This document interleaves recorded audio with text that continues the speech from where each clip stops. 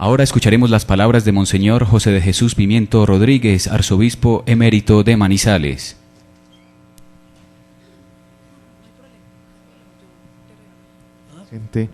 Que Monseñor José de Jesús Pimiento Rodríguez, arzobispo emérito de Manizales, es el único de los ponentes que estuvo presente en el Concilio Vaticano II, de tal manera de que vamos a escuchar sus palabras.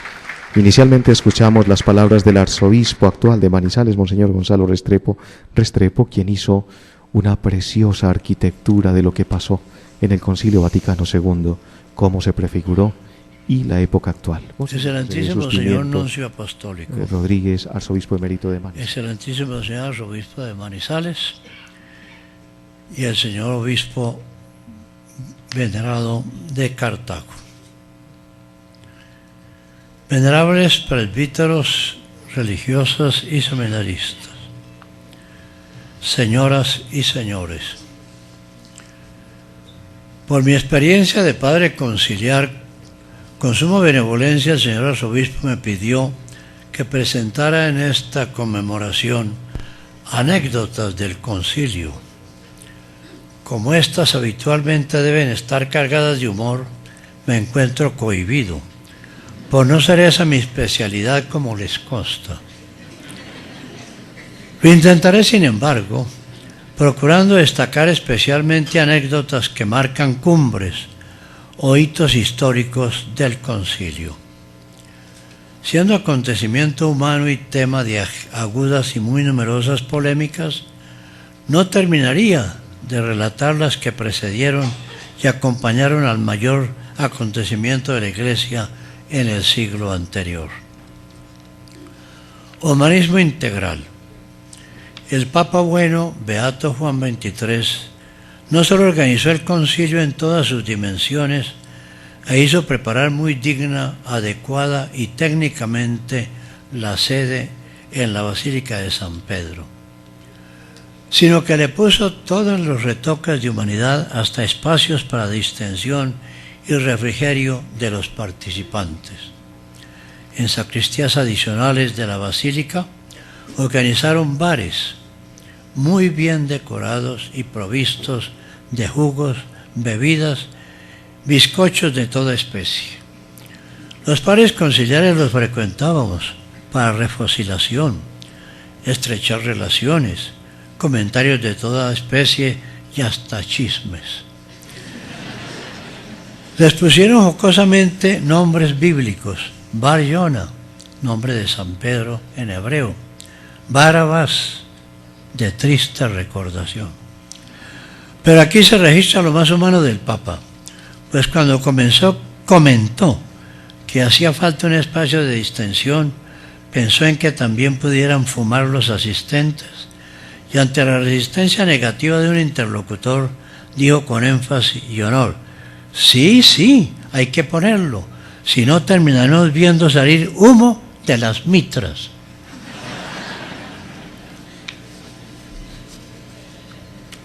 Tensión por la sucesión. El fallecimiento de Juan XXIII creó un suspenso mundial y eclesial por las suertes del concilio. Comentarios de iglesia, de prensa, agitación de toda suerte de opiniones pesimistas y optimistas, y desde luego profunda inquietud en los padres conciliares, que no podíamos sino con incertidumbre ponderar el futuro del concilio. El conclave fue seguido muy intensamente por optimismos y pesimismos de todo calibre, hasta que el 23 de junio de 1963 culminó en la elección del Papa Montini, Pablo VI. El humo blanco produjo explosión de gozo eclesial y universal, pues se despejaba el horizonte y resultaba claro que el concilio, herencia preciosa de Juan, continuaba felizmente con Pablo. Los hechos, las declaraciones del mismo elegido Papa y las disposiciones sabias con fin continuo y sin pausa que fueron sucediendo, demostraron que el concilio había encontrado el más firme y acertado timonel. Preludios de cisma. El lamentable caso de Monseñor Marcel Lefebvre se perfiló en el concilio, apareciendo él siempre como una isla del episcopado francés. En conferencia de prensa se centró en elogiar el centralismo de la curia romana y en criticar las conferencias episcopales nacionales como peligro para los obispos, como fruto de un nuevo colectivismo que invade la Iglesia, que las opiniones y votaciones conciliares no son meramente consultivas y orientadoras para el Papa, quien puede decidir solo. Todo esto en contravía de lo que se venía analizando y promoviendo en el concilio como aspectos de verdadera renovación y necesario progreso. Impulsó además un movimiento ideológico que se denominó Grupo Internacional de Padres, para presionar con mensajes y publicaciones multiplicadas a montones, algunos válidos y oportunos, pero la mayoría marcando tosudez e intransigencia, que culminó pasado el concilio en el doloroso cisma que no acaba de reconciliarse. Sacramentalidad y colegialidad. El Concilio Vaticano I, disuelto por el asalto a los estados pontificios, dejó ambiente de frustración grande por no haber logrado avanzar en su doctrina sobre la Iglesia, en la que definió solo la infalibilidad del Papa como primado absoluto, sin valorar al episcopado. Provocó así un agudo centralismo y confusión sobre el significado, valor y poderes del primado, así como de la misión episcopal, tanto que un teólogo ortodoxo pudo escribir que el Concilio Vaticano I había suprimido a los obispos y que los padres conciliares habían realizado un suicidio canónico. Quedó un vacío teológico grave en sí mismo y en sus consecuencias. Las palabras sacramentalidad y colegialidad hoy nos suenan familiares y como sin trascendencia, pero a la hora del Vaticano II eran desconocidas, no se valoraban en su total contenido y eran objeto de debate teológico. Constituyen un progreso enorme en la fe y en la conciencia de la misión y responsabilidad pastorales. Si el episcopado no es sacramento, el obispo es solo un delegado del sumo pontífice y su función se limita al territorio de su diócesis. La sacramentalidad, en cambio, le confiere gracia propia de origen divino, no es entonces simple delegado del Papa, sino vicario real de Cristo. La colegialidad lo hace corresponsable con el sumo pontífice de toda la Iglesia, y el colegio episcopal tiene verdadero mandato y poderes de origen divino que se manifiestan en el concilio, pero no solo en este. Esto conlleva consecuencias que todavía no se están viviendo en toda su profundidad y extensión. Por la importancia de las verdades que encierran los términos sacramentalidad y colegialidad, se explica que los debates sobre el tema fueran encendidos, prolongados y profundos, que culminaron felizmente en votaciones de unanimidad y renovación radical de la vida eclesial que debemos llevar hasta las últimas consecuencias prácticas.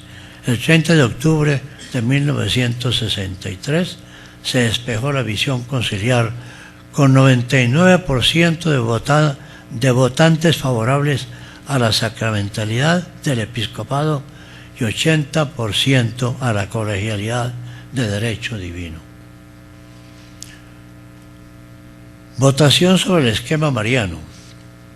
En el debate sobre la doctrina de la Iglesia apareció la propuesta de incluir en el tema Iglesia la doctrina sobre María Santísima. Por el tema en sí y por la tradición de Mariología separada, con tendencias minimalistas y maximalistas, con carga intensa de sentimientos filiales, se acentuaron las corrientes conciliares de inclusión o separación, con argumentos bien ponderados de parte y parte. En la sesión del 24 de octubre de 1963, el cardenal Rufino Santos, filipino, expuso las razones a favor de la separación y el cardenal Koenig de Viena las razones de la inclusión.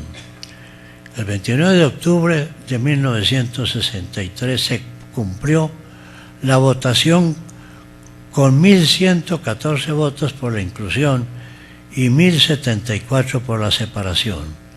40 votos de diferencia, pero en serenidad, sin ambiente de vencedores y vencidos. Se satisfizo así la propuesta de Pío XII de construir una devoción mariana que huya de una parte de exaltación falsificadora y excesiva que sobrepasaría la verdad, de otra de una timidez excesiva que restringiera la dignidad de la Madre de Dios. Yo voté con la minoría por la separación de esquemas, pero hoy me siento totalmente satisfecho por el logro estupendo de la inclusión de María en la doctrina de la Iglesia, como aparece en el capítulo 8 de la Constitución sobre la Iglesia, que finalmente voté con la unanimidad. Anécdotas de humor y signos.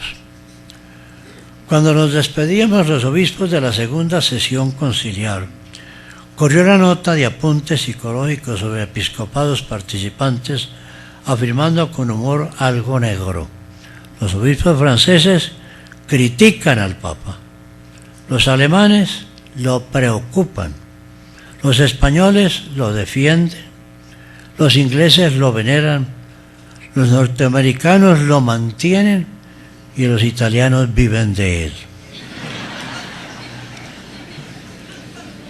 Pero numerosos hechos se convirtieron en signos de cambios trascendentales en la vida de la Iglesia. Caída de esquemas conciliares. El 21 de noviembre de 1962, el sumo pontífice Juan XXIII ordenó retirar el esquema presentado sobre la revelación divina, pues en el debate sobre él se había pronunciado el 73% de la asamblea rechazándolo y pidiendo nueva redacción. La sabia decisión pontificia llevó consigo el nombramiento de nueva comisión redactora, demostró que en el concilio había completa libertad de pensamiento y de opinión, que nada se iba a imponer y que por el contexto del debate había que pasar del juridismo establecido a cambios renovadores con nueva y profunda visión teológica. El hecho mal interpretado como rebelión interna del concilio produjo la gracia de cambio profundo del concilio hacia verdadera renovación, que hizo que los 70 esquemas presentados fueron reducidos sustancialmente a menos numerosos y centrados en lo fundamental, con visión enteramente nueva. El momento fue calificado de histórico, como el fin de la Contrarreforma. Ya no era el espíritu polémico del Concilio de Trento, justo en su momento, sino la hora de la conversión, de la reflexión y del diálogo para buscar la unidad en el único centro, Jesucristo. El hecho le imprimió rumbo radicalmente nuevo y definitivo al concilio. Signo de pobreza evangélica. El 13 de noviembre de 1963 se dio otro signo elocuente que se ha de profundizar como lección permanente de vida eclesial. Asistiendo el sumo pontífice Pablo VI a celebración eucarística por obispos de rito bizantino, el secretario del concilio comentó que el Papa, habiendo oído intervenciones de los padres sobre la pobreza evangélica, había decidido entregar la tiara para las necesidades de los pobres, la que él mismo depositó discretamente sobre el altar. Fue un signo antes interpretado por él mismo cuando dijo: en la Iglesia hay dos presencias de Cristo, una en el pobre, otra en el Papa. Cristo vive en el pobre para recibir, vive en el Papa para dar. Pero el pobre y el Papa pueden coincidir, pueden unirse en una sola persona, revestida así de una doble representación de la autoridad y de la pobreza. Quiso decir que la Iglesia toda, en todos sus miembros e instituciones, debe despojarse siempre de las escorias temporales. En el concilio se dieron resonancias frecuentes y fuertes sobre el modelo de Cristo pobre, sobre la pobreza evangélica y la opción preferencial por los pobres, que quedaron consignadas en los documentos, especialmente en Gozo y Esperanza, cuando afirmó: nunca ha tenido la humanidad tanta abundancia de riquezas, posibilidades y poder económico, y sin embargo todavía una enorme parte de la población mundial se ve afligida por el hambre y la miseria. Gaudium Spes 4. Con tal tono y firmeza, no menos de 5 frases conciliares invitan a anunciar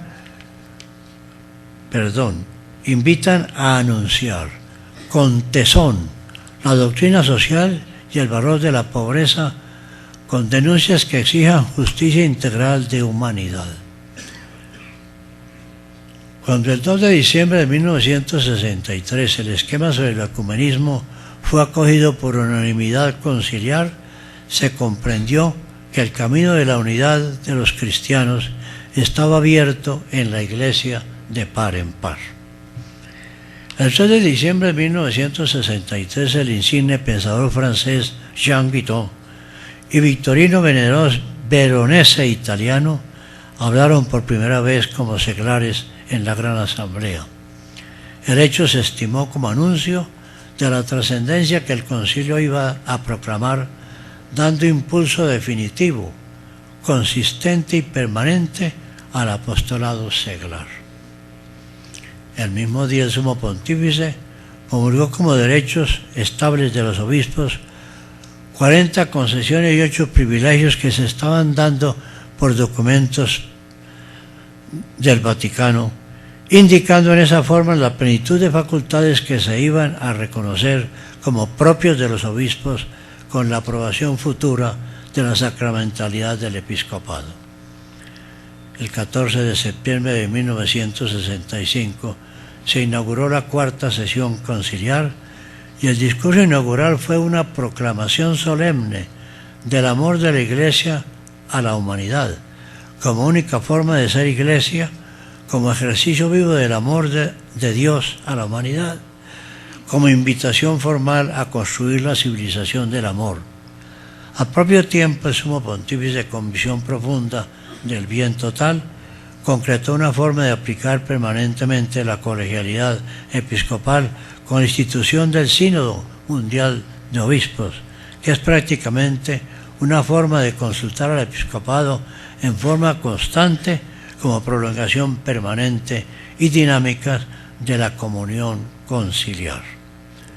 Cuando el 4 de octubre de 1965 Su Santidad Pablo VI viajó a Nueva York, invitado por la ONU a hablar sobre la paz, conmovió al mundo por su presencia con toda la altura moral de la Iglesia en un foro internacional de calidad puramente humana y política, que hizo comprender la importancia del hecho y el prestigio del pontificado, pero especialmente como signo de que la Constitución Gozo y Esperanza, que apenas se discutió en el concilio, abría espectacularmente la aplicación del diálogo total de la Iglesia frente a todos los desafíos históricos para beneficio integral de la humanidad. Milagros. Cuando el cardenal Bea, en la conferencia de prensa de 8 de noviembre de 1962, reconoció como verdadero milagro la presencia en el concilio como observadores de más de 40 protestantes y buena parte de ortodoxos, pues la invitación que se les había enviado había sido objeto de rechazos y condicionamientos inesperados, mientras el signo de estar presentes resultaba definitivamente como estímulo confortante y esperanzador. Y se apreció como milagro mayor el que en los mismos días uno de los mayores teólogos protestantes, Oscar Cullmann, pronunciara conferencia abierta nada menos que en la oficina de prensa del concilio, hecho impensable en la etapa precedente de separación, rechazos y contradicciones intensos. Indudablemente, impresionaban las reacciones positivas de los observadores, cuando manifestaban su admiración por la libertad con que los padres conciliares expresaban opiniones, pues no creían que en la Iglesia Católica se diera en ejercicio tal libertad. A ellos se unían innumerables expresiones de cordialidad, fraternidad y honda y sincera comprensión. Datos estadísticos. Para quienes aprecian números, importa recordar que el concilio se extendió por 4 años, en otoños consecutivos, que participaron alrededor de 2.500 obispos de todo el mundo, que entre obispos, peritos, auditores y observadores participaron 3.500 personas. Se celebraron 168 congregaciones generales, 2.212 intervenciones orales, 147 relaciones sobre documentos y 4.361 intervenciones escritas, con millares y millares de propuestas de enmiendas a los documentos. Fueron 300 los personajes que actuaron como comisionados para redactar los documentos conciliares, para rehacerlos de acuerdo con las intervenciones en el concilio y para presentarlos a la definitiva votación del concilio. Es una obra colosal que demuestra que la Iglesia estaba viva, dinámica, actuante, edificándose con todas sus energías divinas y humanas, con todo su ser. Lo afirmó el Sumo Pontífice: la Iglesia vive. ¿Acaso no es esto, venerables hermanos, lo que os ha hecho acudir a este concilio ecuménico? ¿Acaso no habéis venido para ver vivir a la Iglesia?